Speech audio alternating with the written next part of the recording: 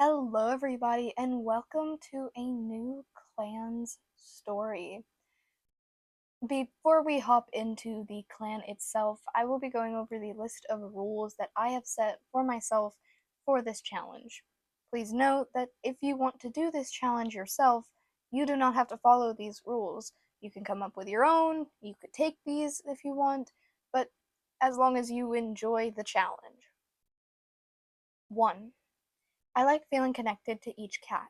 Therefore, I will only be allowing 15 to 20 cats in a clan at a time. If we exceed this number, an event will happen killing off certain cats. These cats will have been rolled and chosen at random. If the leader is chosen among these rolls, they will lose one life, not have to be re-rolled. 2. To help keep the number of cats down, litters will be rolled to determine which kits will survive. This rule will probably be the hardest for me to follow, but for every kitten in the litter, there will be a roll to determine whether or not they survive. The number of kittens will determine the chances of survival. If there is a larger litter, the chances of survival are lower. If it's just one or two kits, the chances are much higher. 3. All cats will have some punishment for breaking the warrior code, even if just mentioned in a time skip. Rolls will be made, one to determine how bad of a crime they committed, and the second to determine their punishment. If the first roll determines they did something horrible, such as killing a kit, the chances of getting a bad punishment go up. The third roll determines whether or not they have gotten caught. If not, the punishment does not apply until they are. 4. Cats must be within 10 moons of each other in order to be mates. If one cat has two mates, but both of those mates are over 10 moons from each other, those two will not be considered mates, but will have shared a mate. 5. As assumed by Rule 3, the warrior code will be followed. Warrior code will be listed in just a moment. 6. Decisions on patrols will be based on the cats within the patrols. If the whole patrol is timid or meek and they encounter a dog, they will retreat, etc. And lastly, I left 7 open just in case I have something else I need to add later on in the story. Now, I will be reading out the warrior code as found from the official Warrior Cats website. So if you think there's anything wrong with this, take it up with them, not me. 1. Defend your clan even with your life. You may have friends with cats from other clans, but your loyalty must remain to your clan, as one day you may meet them in battle. 2. Do not trespass. 2. Do not hunt or trespass in another clan's territory. 3. Elders and kits must be fed before apprentices and warriors. Unless they have permission, apprentices may not eat until they have hunted to feed the elders. This just means I have the setting that elders and kits are prioritized in. 4. Prey is killed only to be eaten. Give thanks to StarClan for its life. This really doesn't have anything to do with the gameplay. It would probably just have something to do with storytelling purposes. 5. A kit must be at least 6 moons old to become an apprentice. This also doesn't seem to have much to do with gameplay processes, seeing as I'm fairly sure you cannot set a kit younger than 6 moons as apprentice unless you go in through the code or something. 6. Newly appointed warriors must keep a silent vigil for 1 night after receiving their warrior name. Again, this seems more like storytelling purposes. 7. A cat cannot be made deputy without having mentored at least 1 apprentice. 8. The deputy will become clan leader when the leader dies or retires. 9. After the death or retirement of the deputy, the new deputy must be chosen before moon high. 10. A gathering of all of the clans is held at the full moon during a truce that lasts 1 night. There shall be no fighting among the clans for that night. 11. Boundaries must be marked daily. Challenge all trespassing cats. Hostility will depend on the cats within the patrol. By challenge, I don't really see that as antagonize each cat. It more of just means approach each cat and react accordingly. 12. No warrior may neglect a kit in pain or in danger, even if the kit is from a different clan. 13. The word of the clan leader is the warrior code. 14.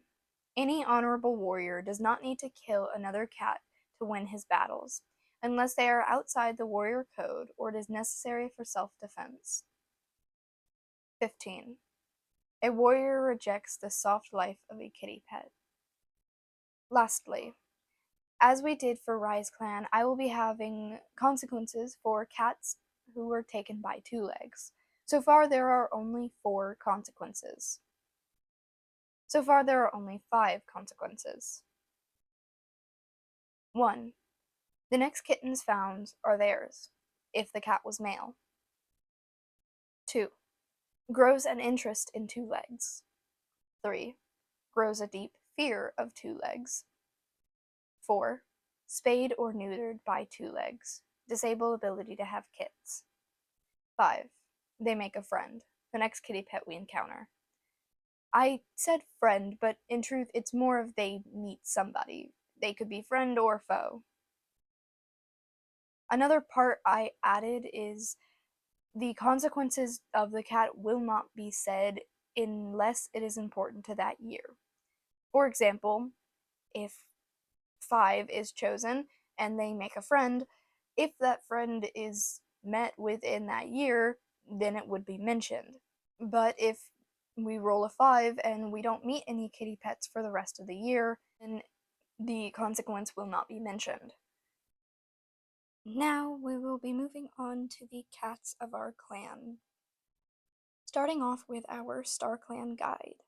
Our guide is named Bleak Splash. He's compassionate and a great camp keeper. He actually looks a lot like a canon cat within the Warriors series, that character being Blackfoot. But as mentioned before, Bleak Splash is very compassionate, while Blackfoot was not at all. I just thought it was kind of funny how similar the two looked. Bleak Splash also was given a scar on his foot. It looked a lot like frostbite, at least from what I've seen of the scars in-game, so I decided that the story behind the scar was that his clan was not the most compassionate and saw his kindness as weakness. And as a punishment for helping someone, he was forced to spend a night out in the freezing cold, in the dead of Leaf Bear. This led to him getting frostbite. When he shared this story with our clan leader, that's when they decided upon the clan's name, Frost Clan, a clan that would learn from the scars of the past. Next, and the first cat to have died within the game, was Flintbelly. In life, he had been responsible and a great speaker, which is why he was appointed our deputy. Despite him being responsible, he had been caught breaking the warrior code twice. The first time was an accident, stumbling into another clan's territory, and was caught by one of their patrols, explaining the mistake to them, and they let him go. The clan leader, wanting to make sure there was no bad feelings between the clans, told him to hunt something and wait with it at the border until the patrol came to collect it. Everything seemed fine. Flintbelly had a fairly peaceful life, or at least as peaceful as a deputy's life can be, organizing patrols and keeping everybody together. It wasn't till he made the same mistake that everything changed. He hadn't even truly went into the other clan's territory, walking on the Frost clan side of the border, but just a little bit too close for the Bat clan patrol liking. Our leader was a bit fed up at this point, and told him to go walk the border of the territory to refresh his memory. This would be regretted, as it is what ended up killing him. While out on patrol, while out on the walk, he was found and killed by a dog. A patrol stumbled upon his body a few hours later, the patrol including his former apprentice. The next StarClan cat I honestly considered not even including. His name was Blizzard, he was charismatic, a good climber, and died at 177 moons. He was only in the clan for 1 moon, having showed up after being abandoned by his 2 legs because he had fallen sick with keratin place disease. I decided to include him for one reason. There are 2 cats that I decided were siblings, but they were part of the original founding cats, and I had no way of making them related without picking somebody from the clan to be their parent. So I decided Blizzard would not actually be their father, but as according to game, they are, just so I don't have to keep track of all their familial ties.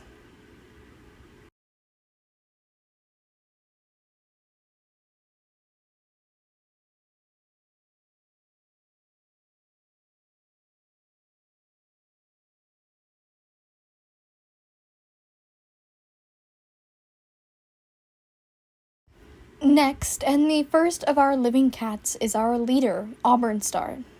She's cold but strangely good with kits, along with having a helpful insight. She's 56 moons old and still has all of her 9 lives. She didn't do much this year, still trying to get into the groove of being leader. She hadn't really expected for Bleak Splash to pick her as the leader, but expecting it to be someone else a bit more connected to StarClan. I will say there are a few choices Auburnstar made that I think backfired greatly on her, one of them including an apprentice that we'll talk about later. Also, for anyone who's going to get frustrated by this while I'm coloring, I tried to use the actual bucket tool instead of just having the outline tool or whatever it's called. So if it's gonna bother you, just skip through it. I quickly decided I wasn't doing that, but it's for most of her coloring.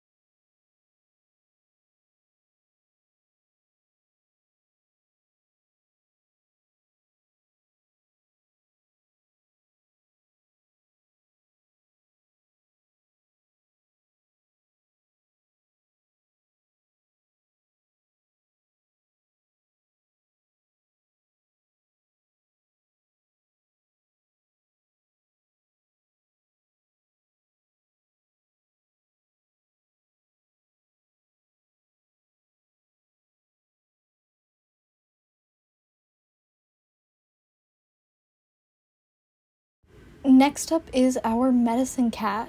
You might be wondering why we skipped our deputy, and that would be another one of Auburnstar's mess-ups. We don't have a deputy currently. After Flintbelly's death, Auburnstar has yet to pick another deputy, leaving the clan without one for a full moon. Brightcrest, our medicine cat, along with a few of the other clanmates, have urged her to pick somebody, but she can't. We'll discuss more about that when the time comes, however. Brightcrest is fierce and a good speaker. Everyone was actually very surprised when she was picked to be the medicine cat over her sister, who was far better at healing and connected to their ancestors. But the two didn't really argue about it. When Brightcrest was still trying to get used to all the new herbs and everything sorted, she had taken a pretty bad fall while walking through the territories. Luckily, it only landed her a few scrapes and bruises, but her sister did scold her, explaining that it could have been very bad if she hadn't been careful. This next little bit is mostly about Brightcrest's design, but I really love the generated design for her. It's a pain to draw, and I will most likely have to simplify it along with her sister's design, but I just love cats like this. If I had to make a guess, she's probably a calico tabby mix, and those cats are always just so pretty. I may also have a slight bias, mainly because some of the cats I've loved the most were that breed. I actually don't know if there's a name for mixed breeds when it comes to cats. Like how dogs are called mutts if they're from multiple different breeds. That's a good question. Is that a thing? Okay, so I just googled it. Apparently, a very common term for a mixed breed is a moggy, at least when it comes to the UK, or it's more popular in the UK. But also, they make up the majority of the cat population, which I think I already knew that. Most cats are technically mixed breeds, as most cats are slightly feral.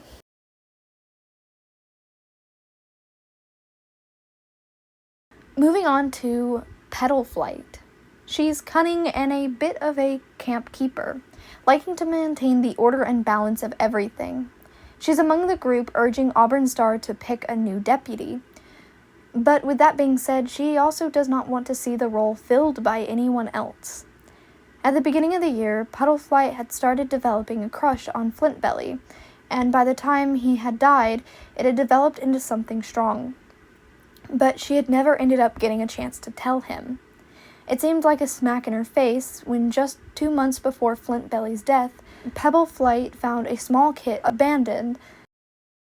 Flintbelly had actually taken a great liking to the kit, and the two had started raising her together, only for the dream of the family she thought she was so close to having was crushed. Despite most of this, she keeps a smile on her face, mostly for the small, now apprentice, they had adopted.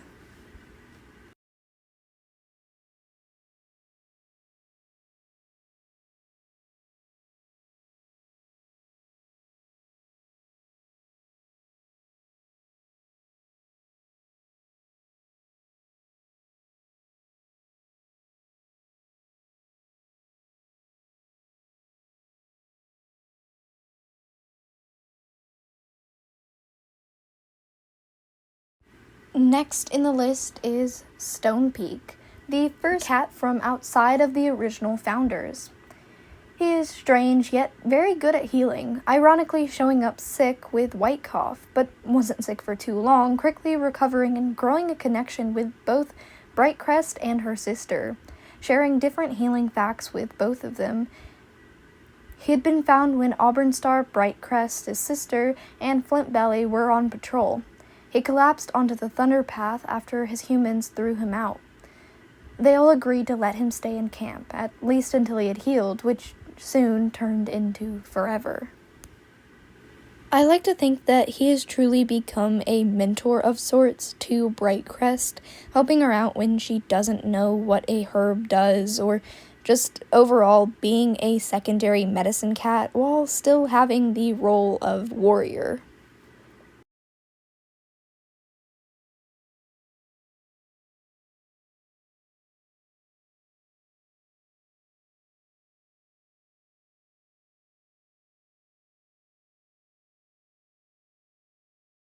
Next up is Cloud Mask. He's sneaky and an impressive climber, or at least he was. At the beginning of the year, he had slipped on some rocks and dislocated his leg, luckily stumbling his way back to camp where Brightcrest took a look at his leg. And when he thought he had fully healed, he went back to his normal climbing habits. A pain shot through his leg the moment he tried to hoist himself up a tree. It had been so sudden he had fallen from the tree. Luckily, he hadn't been alone and was caught and came out uninjured. He later talked to Brightcrest about it, and although she was understanding, she tried her best to prepare Cloud Mask for the possibility that this could be permanent. He would have to no longer be climbing. To her face, he agreed, said he would stop climbing, but when nobody's looking, he always slips out and tries it again. Sometimes the pains are gone, other times he can't even make it to the tree. But he refuses to give up. Some of his friends have noticed him doing this and are beginning to worry that he will get hurt or worse one day.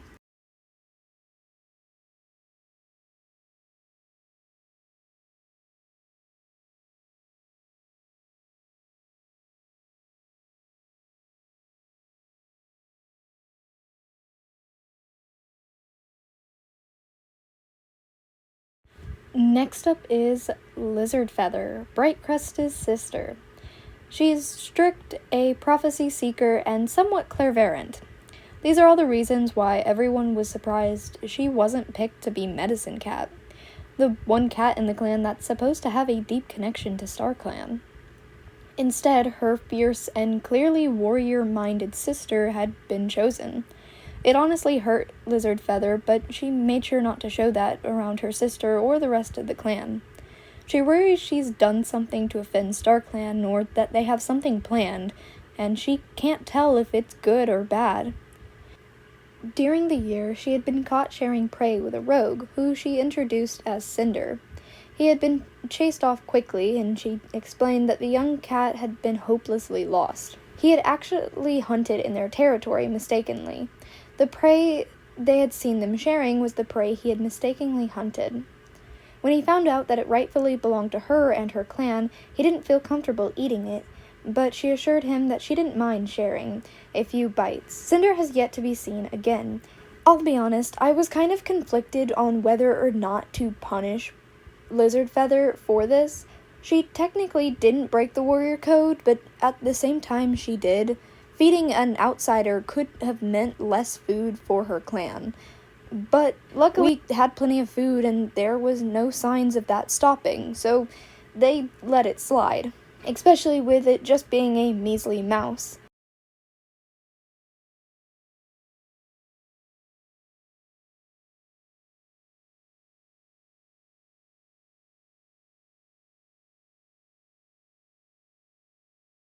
Now for the last warrior of the clan, Otterpur. He started off this year as Otter Paw, having been Flintbelly's former apprentice. He started off very cunning and having a bit of a morbid curiosity. Brightcrest often snapped at him for seeking treatment for something trivial and, quote-unquote, wasting her time. That something trivial had been caused on a border patrol with Flintbelly, who had planned on showing Otterpaw the entire territory. But that plan had been cut short when the ground caved in beneath Otterpaw. They spent a large portion of the time trying to dig Otterpur out. He managed to stay fairly calm through the whole ordeal and did later get that full territory tour. Next up is our apprentices. Doughpaw, although she spent most of the year known as Dough Kit. She just became an apprentice this moon, and she just so happens to be the apprentice that Auburnstar messed up on. For the most part, Doughpaw was very happy, a bit unruly, yes, but always brought a smile to everyone's face. But she quickly turned gloomy when she was made an apprentice, the very same moon that Flintbelly was found dead. During her apprentice ceremony, everyone kept whispering that whomever her mentor would be would automatically become deputy, as none of them had taught any other apprentice. But instead, Auburnstar picked herself as mentor. Most cases, this would have been fine, assuming that the clan had kits that would soon be apprentices, but there wasn't even a kit. And yet, they had a kit here, ready to be an apprentice at the same time they needed a deputy, and Auburnstar picked herself, one of the few cats that couldn't be deputy. And that's why we currently don't have a deputy. There are no kits in the clan, nor are any on the way. So we most likely won't have a deputy for a little while. It kind of sucks that it seems like Doughpaw is getting a bit of the blame pushed onto her, as if she chose to be apprenticed under Auburnstar. But it is also understandable, as the clan is now put under a lot of stress and vulnerability without a deputy. And lastly, our two elders, who are going to be talked about together. The youngest of the two elders is Nightspark. He was responsible and a renowned hunter, but only one moon into the game he wished to join the elders. His life with the elders have been really peaceful, as it was just him and one other cat, but when Flintbelly died, it took a very rough toll on him. He's refused to leave the elders' den for moons. This has left our second elder, Wasp Dapple, to care for him. Wastapple actually started off the game as an elder, and for anyone wondering, Wastapple and Nightspark's age difference is too wide for them to be mates, but I do really like the idea of them finding comfort in each other through this hard time. Wastapple was charismatic and used to be a very fast runner. He would often go out and grab prey for the both of them. Wastapple often spends his time telling Nightspec stories, most of them from long before Nightspec was even born. Before Flintbelly's death, Wastapple would often go around the territory, taking long walks and just enjoying being out doing something, or at least he thought he was doing something. He often mimicked a patrol just solo, as no one wanted to go with him, or no one had the time. He's tried to get Nightspec to tag along, but has yet to convince him.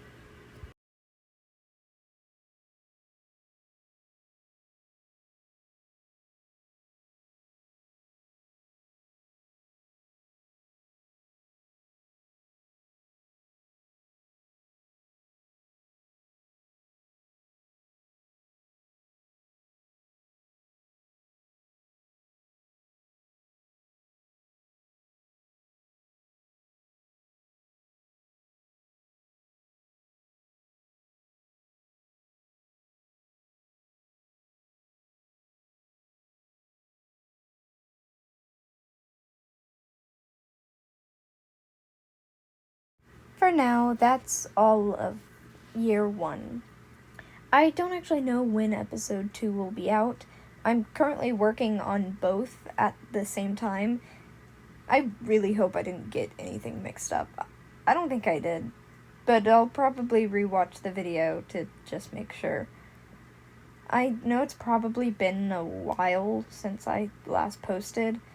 As I mentioned in a recent community post, I say recently, that might not be true, actually.